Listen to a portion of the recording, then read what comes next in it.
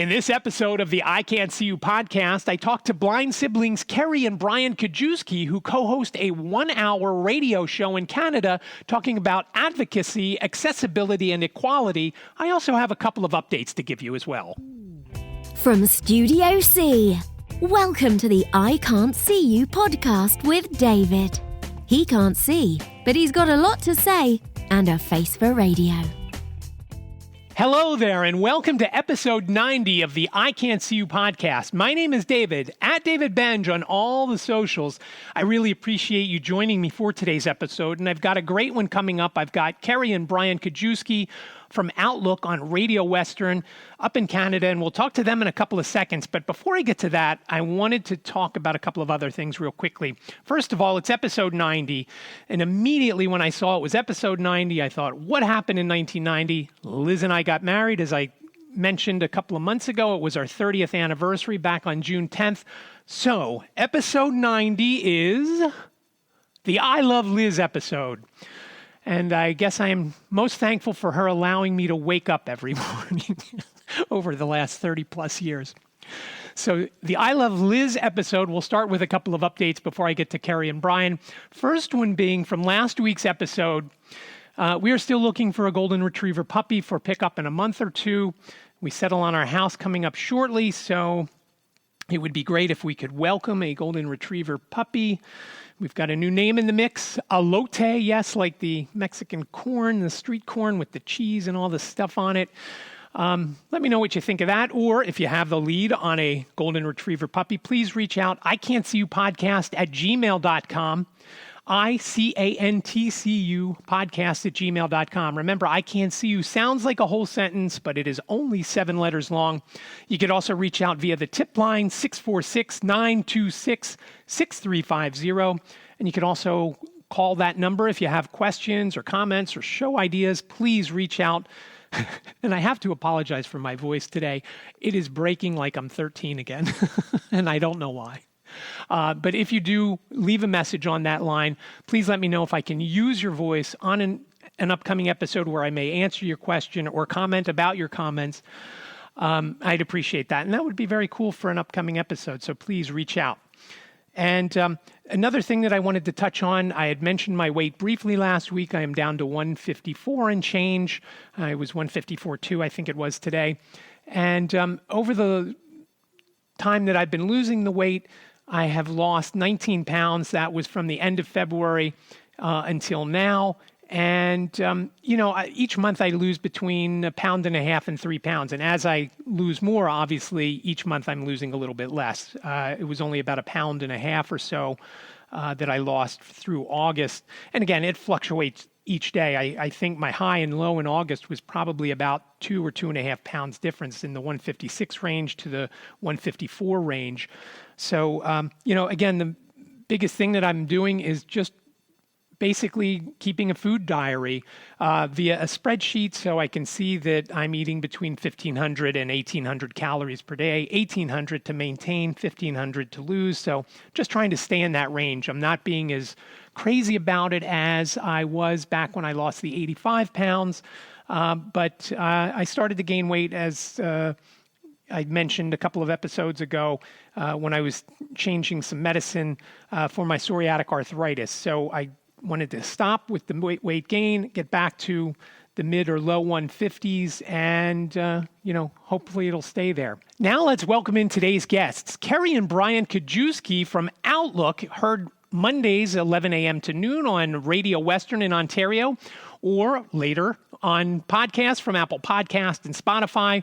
Kerry and Brian, thanks for being here today. Thanks for having us. Thank you.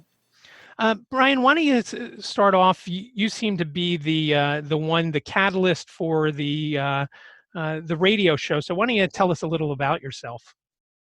Okay, so as a kid growing up, I was always fascinated by radio. Music has been my main passion throughout life, so that's really what got me into radio in the first place. And my dream was to always host a music radio show where I could play lesser known artists that weren't in the mainstream that I thought deserved more attention, or just helping promote local music and just any music that really connected with me. So that was always my dream. And I finally pursued it after I graduated Fanshawe College here in London, Ontario, with a music industry arts diploma program. I went into the station here, and they offered me a music show. So I was doing that since 2017, and then about a year into the show, the program director at the time noticed that Kerry here, my sister, and I had a podcast called Ketchup on Pancakes. And I guess she heard a few episodes of that, and she said, "Hey, would you be interested in taking Ketchup on Pancakes on the air?" And I thought about it for a little bit, but then I kind of thought that was right after we had got introduced to the Canadian Federation of the Blind. Perhaps your listeners from the US would know the National Federation of the Blind, which the Canadian Federation is a sister organization with the same philosophies and everything. Okay. So we got involved with that back in 2017. So, by the time this came up to put our podcast on the air, I thought, you know what, maybe it would be cool to actually do a live show and talk about more specifically to the Canadian Federation of the Blind philosophies and advocacy and all of that kind of stuff. So I presented that idea to the program director, and she said she thought that would be great. So I had already had the experience doing my music show, so I knew how the console worked there at the station, and kind of how to host a show I kind of knew, although doing a talk show is different. When I do a music show, I have, maybe a 4-minute mic break every 5 or 6 songs, but for the most part, I'm playing a lot of music. So it's totally different when you're on the spot doing a talk show, but I at least had that experience, and I had the in there. So yeah, kind of grew from there. Okay. And I just have to ask, I love alternative rock. Is the stuff you like in that genre, little less, little more? What types, what name a couple of bands that, maybe I've heard of. Yeah, it is tough because there's so many bands out there. I mean, I guess alternative is probably the best way to describe the music I like. Okay. One of my favorite bands is called Tortoise. They're from Chicago, and they've been around since the early 90s, and they're still at it. Okay. And there's so many bands. It's honestly hard to know where to start. How many songs do you have on your? Yeah, I have. Everyone's fascinated. I'm adding all of my music. Well, I'm going through Apple Music and adding stuff from there, plus stuff that's not available on there that I've downloaded in the past. And I have 73,000 songs in my library right now. So I'm always discovering new music, and often there's been a lot of discussion and studies about once you turn 30 that most people don't discover new music because of life, and just people often connect with it early in life. Whereas for me, I'm going to be discovering music forever, I think. So it's always a passion of mine, and it's finding all of these bands around the world. There's a great new band from New Zealand called Wax Chattels. There's just millions of amazing bands out there that don't get enough attention. But I would say generally more experimental, indie sort of music. Okay. Some of it's referred to as more different time signatures, and I don't know how to explain it. Music for me, I have to hear it. I'm not good at explaining it. Gotcha. No, that's, and that's, I don't want to get too much off onto the music thing, but that is, you talk about, once you're 30, you really don't discover new music. That's I seem to love new music more so than listening to the same stuff over and over and over again. And classic rock. And right. Like, and don't get me wrong, I like classic rock and yes. whatnot, but, for example, I listen a lot to, Alt Nation on Sirius XM, and they recently in the last 6 months came out with Alt Nation Discovery. So it's newer music, and some of the bands are, that you might hear a song on there that, no one's ever heard of. Most of even the, decent size alt bands that I like, my friends, who's that? What is that? And, it's just kind of interesting that, that it's gone that way where like you said, most folks don't do that as they get older. All right, so we don't take too much time away from Kerry. Kerry, why don't you tell us a little about yourself and whose idea was ketchup on pancakes, and does one of you guys actually like ketchup on pancakes? Yeah, so again, we're still trying to figure out how to market ourselves, and it's sort of evolved, as you see. It started because a lot of podcasts were popping up. And I've always been interested in audio. Both of us have growing up. We always had tape recorders around as kids, and we even made our own radio show once. Okay. So I heard about podcasts going on, and I wanted to have one, but I figured I could come up with content. I'm a writer. I've been a freelance writer for a couple of years now. And I am also involved in advocacy with the Canadian Federation of the Blind. I'm a assistant editor for the Blind Canadian, which is the magazine that we have that we put out once or twice a year. Okay. So yeah, I do that and I do blogging and stuff, but I wanted to do more of this sort of audio stuff, and because I think that can reach people differently than the printed word, which I love. So I suggested Brian that we could team up, because we've always been a pretty good team creatively, I think. Okay. And so I thought we could team up and make a podcast, because I could come up with content and he had technical, I wasn't sure how I could make my own podcast. I know there's more and more do-it-yourself programs available, but at the time I was like, that was holding me back from attempting it. Okay. So when he agreed one summer there, 2016, I think it was, we wanted to come up with an original name. So we kept thinking on it, and we recorded our first trial episode here in his apartment. Okay. And he's always made it sound so good, these productions. So we sort of came on the idea of that, because ketchup on pancakes is an old family sort of recipe. Okay. My grandparents were Czech and Polish, so I'm not sure exactly of the roots of it, but these are different pancakes than you're imagining. They're not the sweeter, fluffier ones. They're more like a crepe, like there's salt and egg in it. Okay. So it's like ketchup on your eggs, like some people might do. Gotcha. Okay. So we wanted to give it a unique family title, because our theme for that podcast is family, humor, and creativity. Okay. So it was based on our sibling relationship, which Outlook grew to that, but it was also family oriented and a little more casual. So we wanted to do this more professional idea for Outlook. Okay. That might reach more people. Right. But ketchup on pancakes, I still love that name. I Okay. think it gets the attention grabbing maybe sometimes for the wrong reactions, but ew. But I think it's good attention. It does. And I agree with you with that. It is different. And you say syrup on pancakes, and people, oh yeah, that's ketchup on. I'm interested. Why?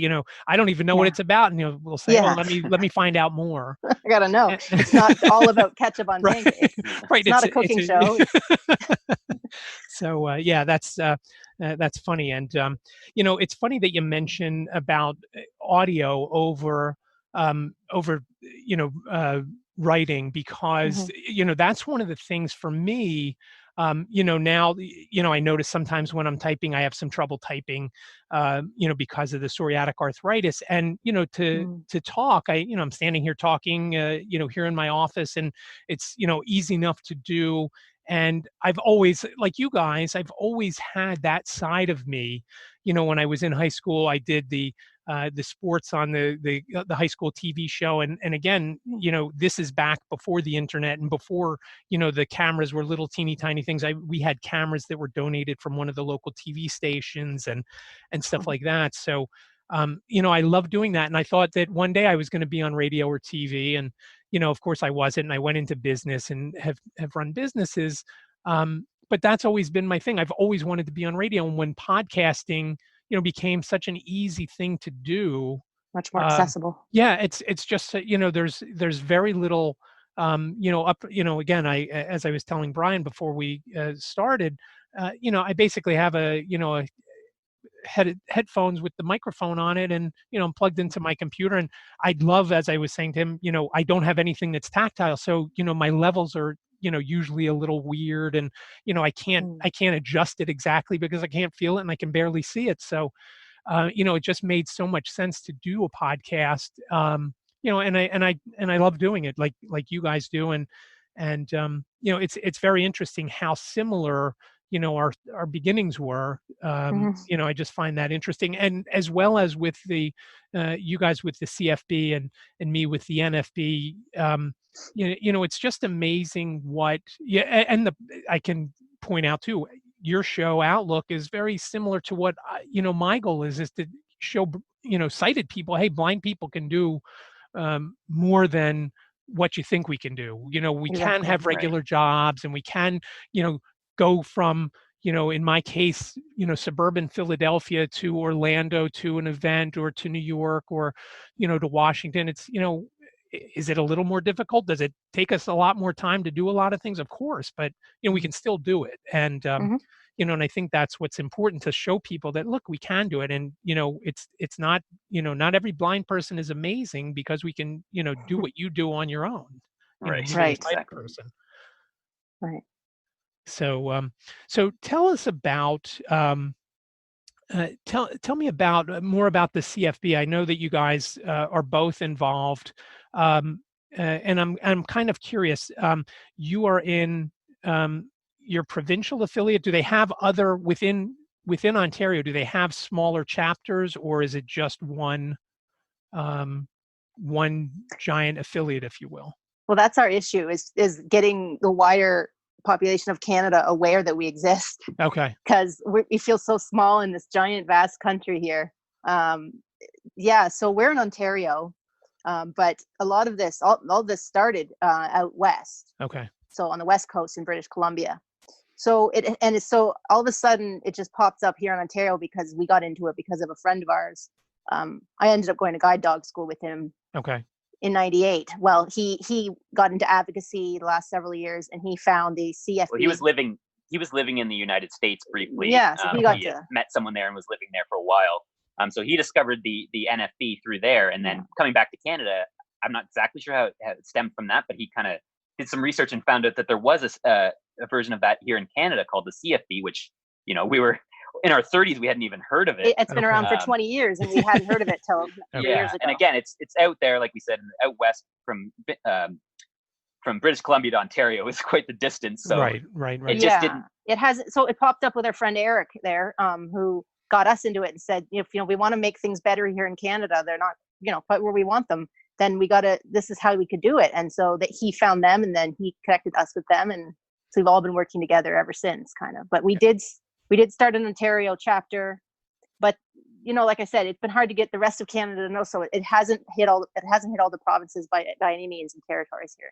Okay. And we're kind of in the process right now of hiring someone on to help incorporate and make this more so set up properly, because we're grassroots nonprofit here, but like you said, we're not all everywhere in Canada yet, and we need to take some steps to get there. But so we're still new in our first 20 years, but we're finding more and more people to hear about it like we have and getting involved, which is nice to see. Right. And the one thing that I found when I joined, and I've only been a member for around 5 years or so, it's so refreshing. Any sighted person that you speak with, they just don't get what is going on with us, what we can do, what we can't do, and they don't have, but when you walk in, for me, when I walk into my, the Keystone chapter, which is a chapter based in Philadelphia, when I walk in there, everybody has a story that's, similar. And, this guy tried to help me, drag me across the street, and I didn't want to go. And I told him I was okay. Everybody has a similar story like that. And we all get it. It doesn't matter where we come from. Everybody that's blind gets that idea. And that's the beauty of, the NFB, or in your case, the CFB, everybody, you get it. And then the advocacy and everything else, it's just something that, some of the stuff is just crazy that it's set up a certain way. And, I know that you guys had, in your most recent episode, you played that clip from CTV about, the buses or the bike lanes in Victoria. And I thought, oh my God, how dumb is that? How could they think about doing something like that? When you have, so I'm guessing you have to cross the bike lane to get to the bus stop. And in my mind, I'm picturing this and I'm thinking, how would you know, I never know when a bike is coming, again. And so, it's just like, oh yeah, this sounds like a great idea. Everybody in the city will love it. Yeah. Except for all the blind folks. It just seems odd and so obvious to us in a lot of ways that the CFB here in Canada, which is just starting to grow, and we're really trying to build things here, that we're such a new organization that we're the ones that are taking on this such a thing that you would think every blind person should agree with. And that right. It's left to us, but that's just the way it goes sometimes. This is a safety issue, but who realizes that it's happening until they encounter it, like these gentlemen out west did. And I thought that was a great piece the news had there. Right. But, and a lot of times it's just a passive sort of attitude that might partially be a cultural thing, which is sometimes why I wonder how well the Federation philosophy and stuff could translate here to Canada. And I just sometimes feel that people they're aware of things, but they're so used to the system the way it's already been so passive with other organizations, where they're afraid, or they don't bother speaking up. And I'm guilty of that myself throughout growing up and stuff. So it's because as long as we feel like we're alone on things, then feels like nobody will take you seriously. Right. And that's, I got myself prepared for this episode earlier this morning. I got an email from American Express, and I know we talked about accessibility in our emails, Kerry. It was an email from Amex. And again, when I use my computer, I kind of use, I don't want to say like it's a mix of audio and using the mouse to zoom way in and kind of see, like, get an idea of what it's about, and then if I want to read it, maybe I'll highlight it and and hit the button so I'll have it read to me. I got an email from American Express, which I've, tweeted to them about it. I've done feedback. They have a button on each email that says feedback about this email. And, was this content helpful? I have no idea, because it just said display images or something like that. I had no idea what it was. And I know it was promotional, because when I get something that's important from American Express, I can, my computer will read it. It'll, there's some text. There's text there. It's Right. not all image based. It's, hey, your payment's due on blah, blah, blah. Yeah, when it's a promotional or it's like a fancier images and all this stuff to grab your attention compared to something that's just like straight up text. This is what you need to do, kind of thing. Right. And again, you just, an alt tag wouldn't kill them to say, hey, here's what the deal is in this. And it just gets so frustrating to me that, so many places are like that. And, as in that piece where they were saying they're going to put an X or something on the ground, again, if you can't see, you can't see, whether it's an X on the ground, an X in the air, an X on that but building. But again, we don't want to be an afterthought. Right. If we're thought at all, it's an afterthought. Right. And that's, and, with everything going on with the pandemic, it just seems like, a lot of things have gotten pushed out. Oh, some of the usual things for kids at school aren't going to be available. And, bank drive-throughs, I don't know about, up your way, but around in this area, banks were only open for a while just via drive-through. So if you're blind, you can't go through the drive-through. Yeah, I mean, it's like getting a COVID test. The same thing. How do we get there if somebody doesn't want to go with us and public transit doesn't want to take us? And right. Someone could drive you, and you could be sitting in the back, but that's not, and pull up to the drive-through, but that's not a solution because you're not doing it independently. Again, they're afterthoughts. But at least here, when the banks were closed, like the entrance was still open, I could go in and get to the machine at least, right? Okay. Yeah, and that's and they, and people were saying, well, you have to expect that not everything is going to be available to everyone. And I'm like, well, if I need to go and get some money, and my wife is sighted, so it's not it's not critical. So that's the so it's not like I'm getting in an Uber and having to go over there where you don't know if the guy's got it or not, or but it was just, and the same thing with like the food drive-throughs, same thing, you had to go through the drive-through and, if somebody wanted to get Chick-fil-A or, Starbucks. or whatever, Starbucks, whatever, you're out of luck. And, and it's just interesting. And so many folks don't get that. And so it's when I was listening to some of your show and watching the video of the, of the anniversary show last year, I thought, wow, I mean, again, we're on the same path trying to get folks who can see, hey, look, we can do stuff, but you gotta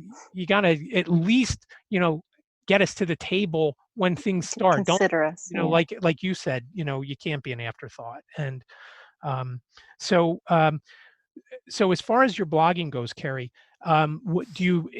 you usually the content you write, is it usually blindness related, or is it some other hobby or business type related? Yeah, so my blog has grown over the years. I started it when I turned 30. I thought, this is enough with this nonsense in my 20s. I got to make a change. I got to take a step and not be afraid to put my writing out there for any possible rejection or criticisms or people's reactions. Once it's out there, it's harder to control who's going to read it. But I got on there and have a WordPress blog. Okay. But I didn't make it strictly a blog about blindness. I know several bloggers like how we got in touch, Max there, right. Who have blogs that are sort of themed for that. Mine is as a writer, I didn't want to focus in on one thing, so I called it her headache, which is because I've had chronic headaches for all my most of my life now. Okay. And I think then I sort of translate that to life, that life was one beautiful, painful, fabulous headache of a Right. thing. But anyway, it's sort of just umbrellas all my writing that I do. So I do some memoir, Okay. some short stories. So I do fiction and nonfiction. Okay. But I do a lot of memoir, and then I started doing some travel writing. I worked with Expedia. Okay. Oh, cool. And then I did some advocacy writing. So my blog is a bit of everything. I do music and movie reviews on there. Okay. I do interviews. I just share our podcast when it comes out. Okay. All these things. Just to, is another way to put myself out there for people to find me. And I have Right. got opportunities, freelance work and stuff through it. Okay. And with that, with the blog, do you, you said it's a WordPress blog. So is it something that's self-hosted or it's hosted by WordPress? So it's, I'm asking just to see if you do, I do a lot of affiliate marketing. It's the very basic blog. Okay. I couldn't start a blog on my own. I feared I needed. So at the time I was dating somebody who was in IT. So he Okay. set it up for me, Okay. which I know, as Max proves, you can, do coding type things and make your own whatever, but I just never had the attention of doing it. So it's very basic blog. And so no, there's no affiliates or anything. I've thought about learning more about blogging and getting more into blogging, but I just use it as a host for my writing mostly. I don't know. Okay. Yeah, that's it's funny about Max talking about his first one and how he said Ray Charles and Stevie Wonder would have words about it.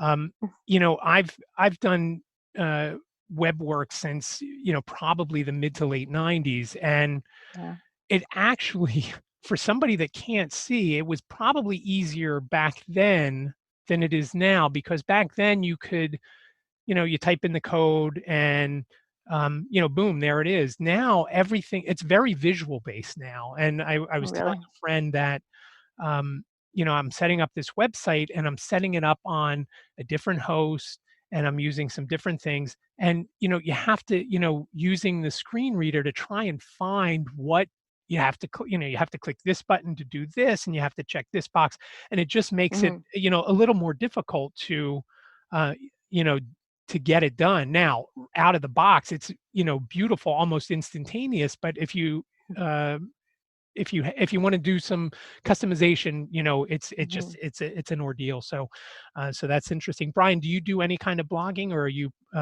primarily on the audio side and creating music?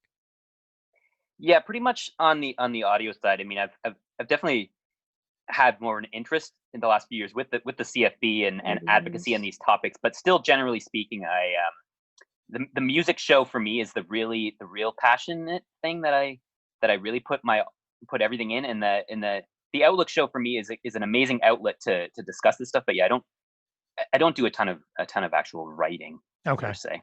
Okay. He and I have the same sort of voice. I always say we're 3 years apart. I'm 36, and so he's 33. And people think we're twins sometimes, but we can read each other's minds practically. We're that close. And so like I said, we work well creatively. And I'm really proud of the music that he produces, because he really does put his all into it, and music is so beautiful. And so I'm glad that every time he works with me to make something sound beautiful. Right. And that's, as a kid growing up, and this has been, probably my biggest issue, now that I have very little vision. When I was a kid and I was growing up, I loved sports, and I still love sports to a degree. And I would go to games, and I would go, to, baseball and hockey and football. And I loved going. In fact, I had Flyer season tickets for a number of years, until it got to the point where it was just pointless for me to go down, because I just couldn't follow it enough to make it worth the price. I mean, my first year of tickets, the whole season was like $1,700. My last year, each game was like, $200 face value. I mean, it was just nuts, because everybody was moving into new buildings. That's the thing I think about, is like, I read a lot of people's testimonials on Facebook and all these groups, and people who are going newly blind as adults and things, or young adults. They're like, I loved this, was something, this was my passion. And now that I can't see, basically I have to, I experienced that as a kid. I loved color when I was low vision. And as I lost more sight to where I am now, color means nothing to me anymore, and I still miss it. So I had to pivot to something else. I needed to find another passion to take over, but it still does make me sad when I read, I love, this job and this passion that I do, and now I can't do it anymore. There's usually a way you still could if given the right help.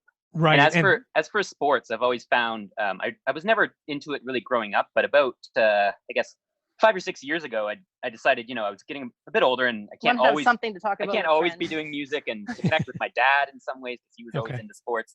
So I did take some time to try and get into it, and I never could quite get into hockey, just such fast action. But, right. I always found baseball is a really good one, just because on the radio they describe it so well. And right.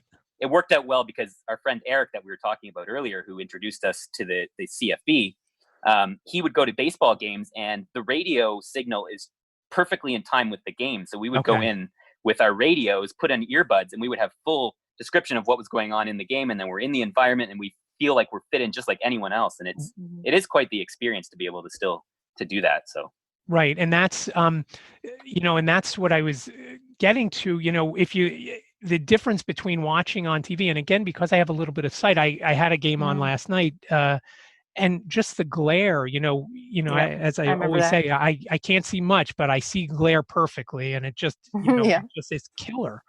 And I was just waiting, I guess, for the news to start last night at 11. So I had a game on, and, I kind of had to sit there and listen to it, but look away from the screen because it was killing me. I don't even really look at the TV anymore. I used to be able to see, like a soap opera, or like I used to watch The Simpsons with bright color. And picture. Oh, right. There was a lot I could see back in the day. I could see faces on a TV screen, and now it's just, there's no point even really. Where I could never, I've always had the same amount of vision since I was born, where I can see light and dark and a little bit of shadow, but not enough to, I never saw detail on screen. But that's the thing about the sports that I find is sometimes my dad will have the TV on and I'll hear a game, and you can still follow along kind of, but the radio is so much different because it's just the audio that they'll describe everything, right? And anybody in a car might need that just as much as you being blind might need that. Right, exactly.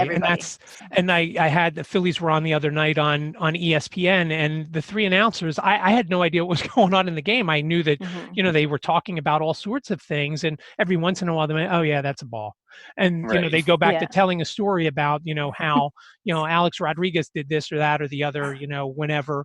And, so the pivot that I made, I always have loved music. And, like I said, when I was a kid, I thought, wow, I'm going to be on the radio or TV. I could be a DJ. That would be fun, and play music. So I thought, music, I don't have to see. And, so we started going to a lot more shows, and a couple of the radio stations here in Philadelphia have these free shows each year. And, obviously not now. Nobody has anything, other than drive-in ones that, are just a little weird to me. But, so I kind of moved more towards music, to the point where I thought, maybe I could do like some sort of alternative rock podcast, but again, without being able to play the music, how much would people listen to just talking about bands and maybe interviewing bands and things like that?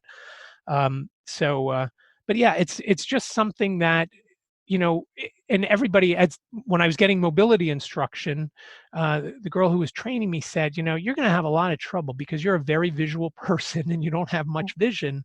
And I think I'm a visual person too. So if that's how it is, I can imagine it's tricky. Yeah. And it's just, you mentioned you like colors, Kerry. I love, doing like designing logos and things like that. And I still try, and it's just, it's almost dumb for me to try because it just takes, I could go to Fiverr and probably get something in a couple of hours, where it might take me 8 hours to come up with a very basic thing. And it's just that part does, like you say, it makes you sad.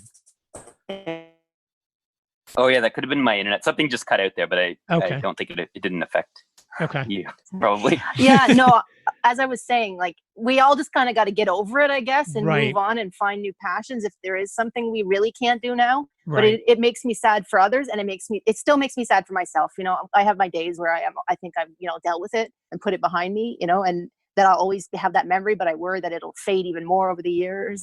But I'm so blessed that I ever got to see it. But yeah, it can make you sad. Right.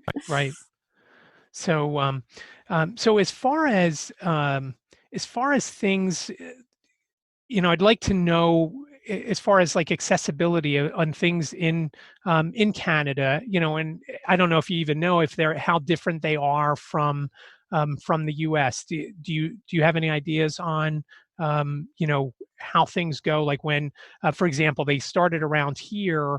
I don't know, around 10 or 15 years ago, different chirping on traffic signals to let you know, hey, it's okay to go. And I still prefer to just listen to the traffic. And that's one of the issues that I've had on multiple occasions when I've been in Philadelphia, where a person will say, okay, it's clear, you can go.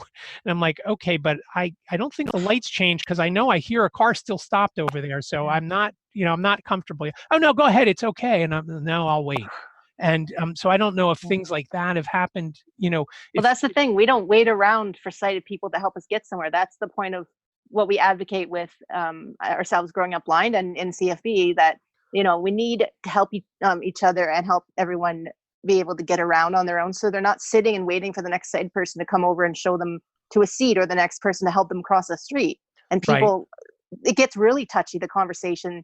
We're trying to have it here in Canada. Really, we are. That's why we like to talk to sighted people on our show. Like, we just did an interview with a girl who, it was interesting for that talk, but we just like to talk about it with everybody, because we're trying to get them to realize that these things are happening. And it's, again, a lot of people, it feels like there's passiveness, and there's a lack of connection, which I don't know what you attribute that to, Brian, but. Yeah, again, I mean, I think they like you talked about the automatic signals and stuff, they have been putting more and more of those in. And I agree with what you're saying when you say that it's, the way I look at it is, it's just a nice secondary assurance. You need backups, options. It's good.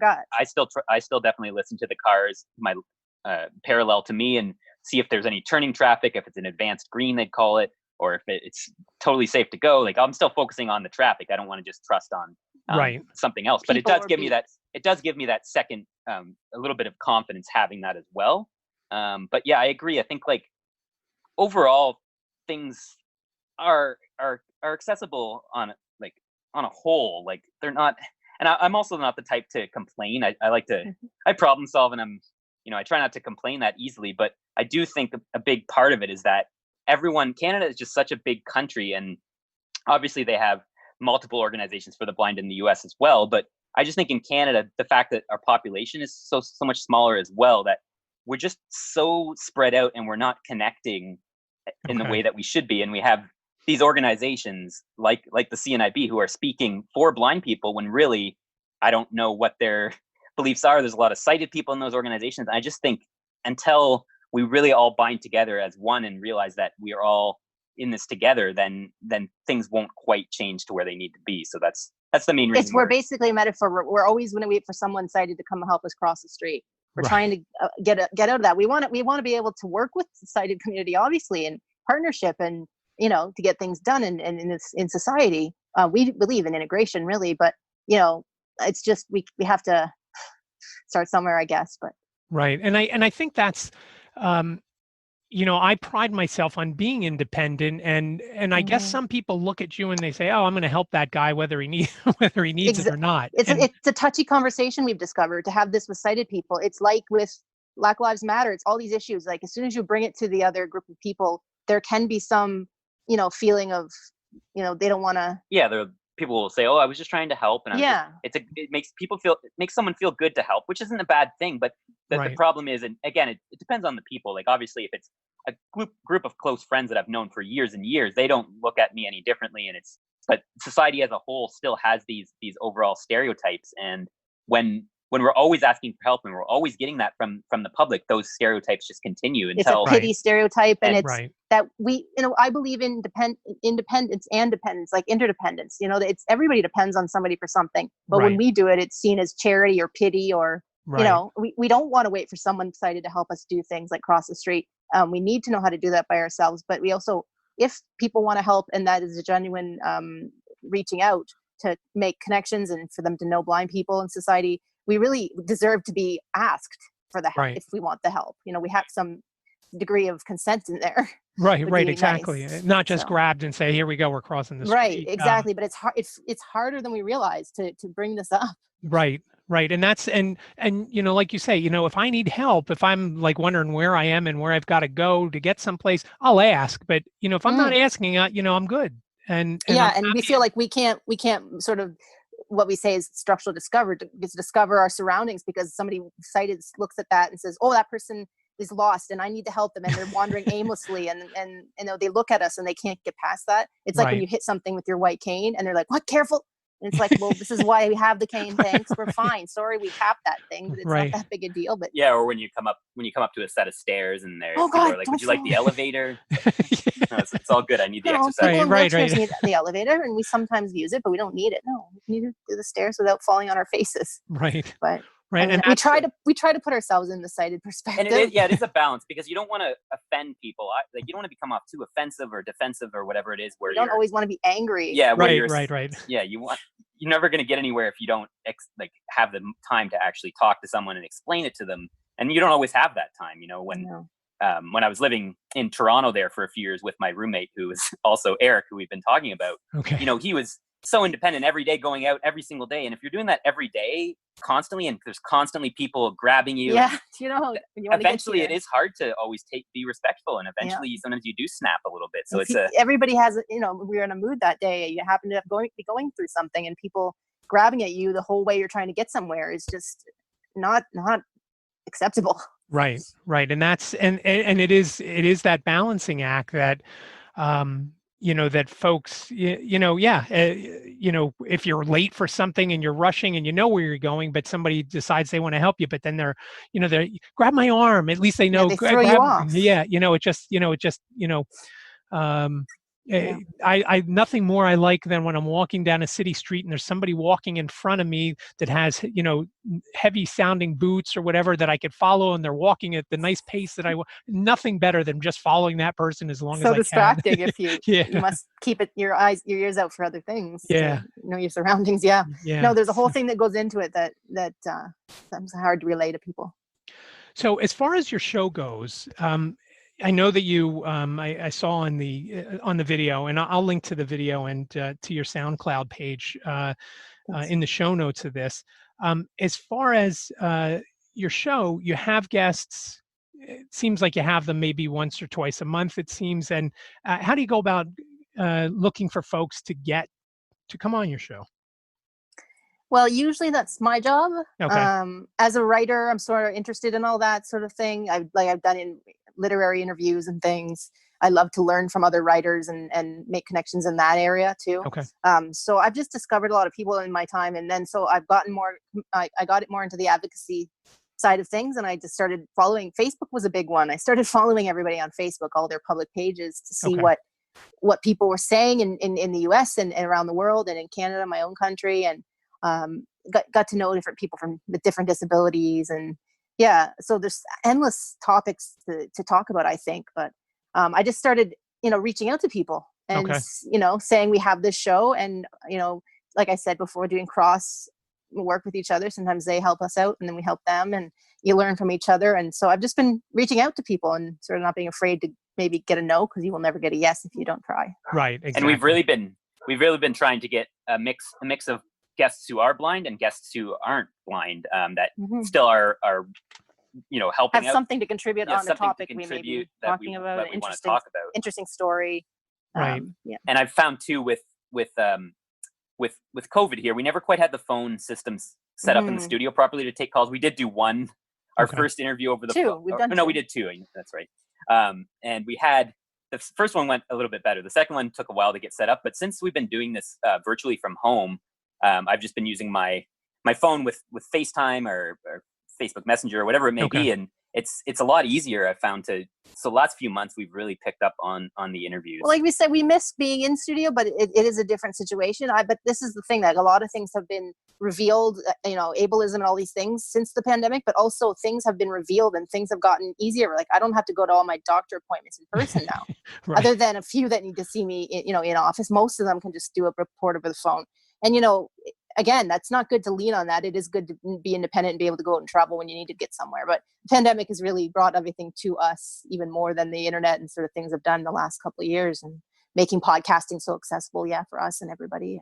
Right. And that's it, talking about the pandemic, my life hasn't really changed much. I'm still sitting at home all the time and working from my office. But, now I've got, a couple extra folks here with me. And, right. And, that part has been what might throw me off of, my normal schedule. So Yeah. yeah, that's, I know that you had, and I haven't had her on my show yet. She was at one of our NFB meetings, the Blind History Lady, which, subscribing to her emails, just some of the stuff that she talks I about. just did that today. It's just, yeah, it's just amazing, some of the things that I want to get her on after, she was on, she was at one of our meetings, I want to say probably 4 or 5 months ago, and just so many interesting things that she has to talk about. So, again, the goal, like, of your show, and the same as mine, look, blind folks can run for office. Not that I'm going to run for office. Me neither.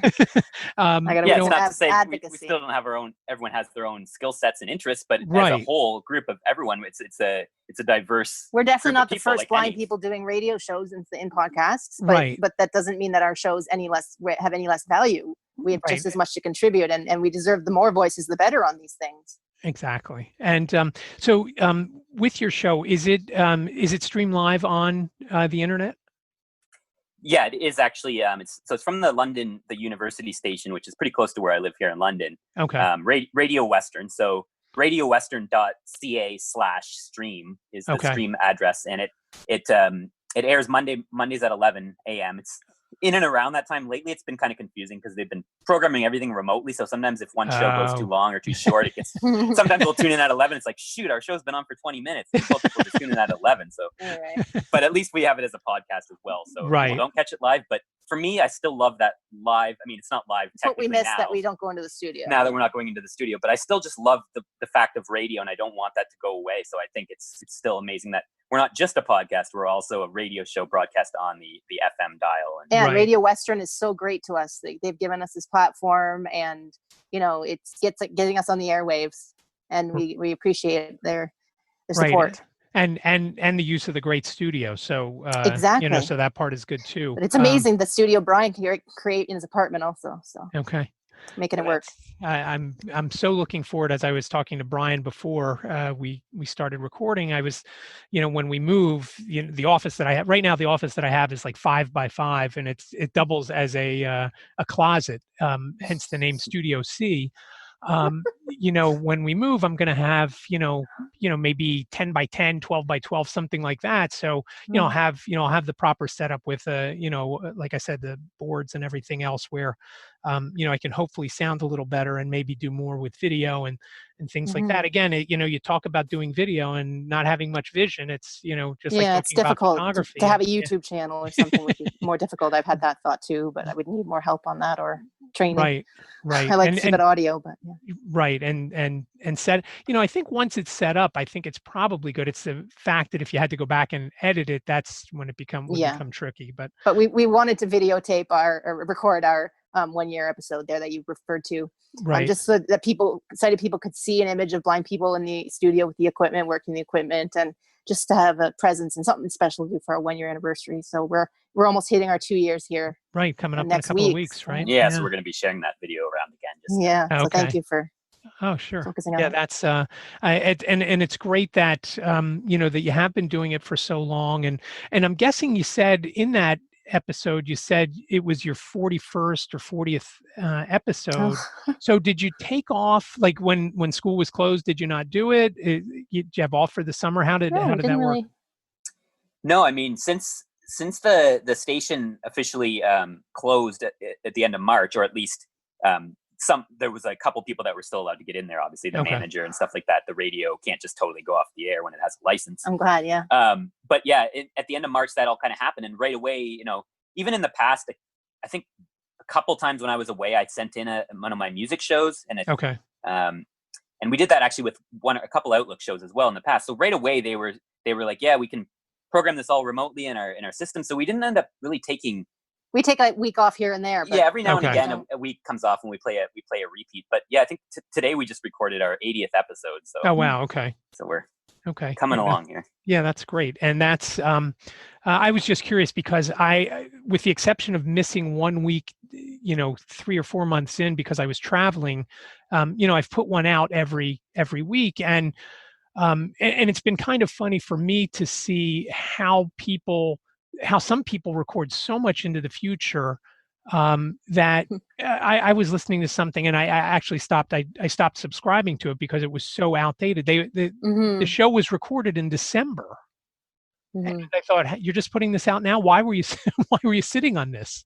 Yeah, And I definitely like to keep up to date the best I can. I mean, one week they played the wrong show by mistake and we got Okay. delayed a week. But Okay. generally speaking, I do like to record and then play this show as soon as possible. Now that we have to do it at home and we can't do to it get live our guests excited at the time, because and to stay current. That defeats the whole purpose of live radio if you're right. sending in a recording from a month ago. It's just quite the combination of things we're doing. Yeah, because that's, one of the things everybody told me at the beginning, oh yeah, you've got a batch record. And I'm like, I don't want to batch record because I want it to be, I want it to be fresh. And, it's based on, things that have happened in my life, whether it's traveling or whether it's going to, I did go to a Flyers game this year. I did go to a 76ers game this year. It was based on those things. And, if I talk about that, and the game was in January and I'm putting it out in March, it just doesn't seem right. And even this, this we're recording on Thursday. I think it's the 27th. This will be out next Thursday because I released episode 89 today. This will be episode 90 coming out next Thursday. So, I was just curious, like I said, because I usually don't do replays, and there's been once or twice where I've recorded far enough in advance and scheduled it to drop while I was away or traveling or whatever. But I was just like I said, just curious about that. So to wrap things up, where do you see the show going, and what are some future plans you guys have?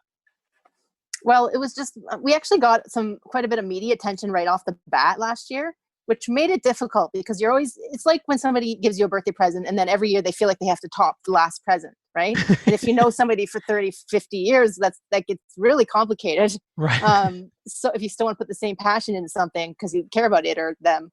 So we want to keep have material to stay current, like you said, with their topics. And I don't know. Right. I guess, like I said, the media attention led us to like, what now? So then our 1 year anniversary, we did the YouTube video release, and now we are interviewing more people. Yeah, Okay. I do think for sure that that the interviewing part, which, like I said, the first while, which was good since it was our new show, that it was just Kerry and I for a lot of it. And it was a half-hour show at first. It was a lot shorter, and it was just the two of us, and you do need that every now and again, especially if it's a new listener who hasn't listened, doesn't know. Part of the show is our relationship, our connection as siblings, and our outlook, obviously. So we like to have a mix, but we're getting better and we're liking the interviews because I do think it makes you connect. You find people that way. Yeah, the more interviews, and like Kerry was talking about the cross promotion, where the more interviews you end up doing, and then you make those connections, and that person listens and shares it with their networks, and then eventually you can collaborate where, if someone comes on ours, we go on their show or whatever, and we start to really branch out. So I think the main thing is to continue to get guests, just to spread the word. And I think the main thing with it too is just keep at it. It's not going to be, you're going to have a couple months here where you get a lot of reaction and a lot of feedback, and then you might go 6 months with nothing. We have a Mother's Day episode with our mother from last May that got a lot of listens, and we were comparing it to other shows that didn't, and you start to compare yourself, which just impedes your progress, I think. So we're trying to just look ahead and focus on, I'd like to see maybe eventually changing to another platform again. Yeah, I guess that's the ultimate life goal would be to CBC here in Canada, get on the CBC or some national network where we think they should have a show about disability, because people think it doesn't concern them. Yes, try and think again. If it doesn't now, it will. Right. And people don't like to think about it, but we tried to have funny, lighthearted topics also. You don't want it always to be so dark and intimidating. Right. But we got to make it realize that everybody, it impacts everybody. They gotta maybe. Yeah. Well, for your listeners, our newest episode that'll be out this coming Monday, which I guess is the 31st of August. Okay. That's a very inspiring episode. So very motivating. Very motivating. It's one of the positive ones where we're talking about all these negative things about bike lanes and inaccessibility. Pandemics. It's nice to break it up with something that shows a bright future and that there is hope out there. So people are doing cool things. Right. And that's, that's so important too. And I don't think a lot of people realize, sighted people, some things that get developed for folks that can't see or that use a wheelchair, some things that get developed end up becoming mainstream. For example, again, not sure about, your cable TV Canada, but they developed the voice remotes here, that make it easier for blind folks to surf the channels on their cable system. But now the of iPhone course, had Siri, so right. everybody was talking into their phones. Right. And, remotes. so it's, a lot of things that get developed for a specific disability some of them at least, end up becoming, mainstream that everybody uses. So, so it's just interesting that folks think about that. As far as, I do know that I saw that you're on Apple Podcasts and actually subscribed the other day. So, Thank you. So, and again, it's so nice to hear, again, so similar philosophies on our shows to, let sighted folks see what blind folks are like. And hey, I know you maybe never saw one in your life, but here's what we are and here's what we do, and we can do things. And where are the best places to connect with you guys? Yeah, so we're, as you mentioned, radio and I do the social media. As you mentioned, we're on Apple Podcasts. We're also on Spotify, and I'm looking to subscribe to other podcast services. I just finally started with those two.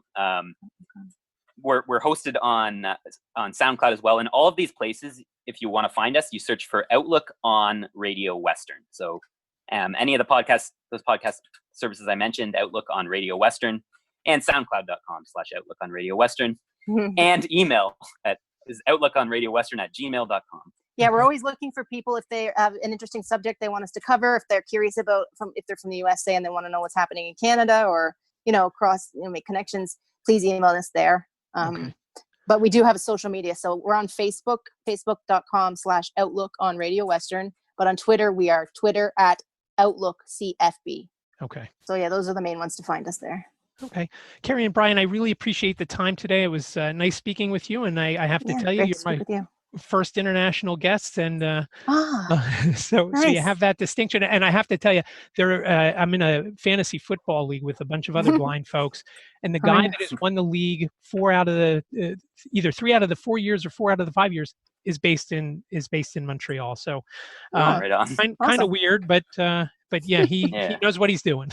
There's always connections somewhere, and you never know. And I thought he was going to be my first, and I talked to him back in February, and we just didn't make the connection. Yeah, that happens with us too. So, we'd love to do a cross promotion sometime and have you on our show too. Oh, that'd be great. That'd be a lot of fun. Stuff in Pennsylvania, Philadelphia, and yeah. Kerry and Brian, again, I appreciate the time today. Thanks for coming on. We appreciate it. Thank you. Thank you. Thanks again to Kerry and Brian for coming on. I will have all the links in the show notes to where you can listen live, where you can listen on their podcast, on Apple Podcast and Spotify, as well as a video that they put out after for their 1-year anniversary, and that is pretty cool to watch that. And speaking of a show notes page, I will also have a link to help Max Ivy get some votes, and I'd appreciate it if you clicked on that and voted for him. He is trying to gain some votes for his new book, which we talked about a couple of episodes ago. So that will be in the show notes page as well.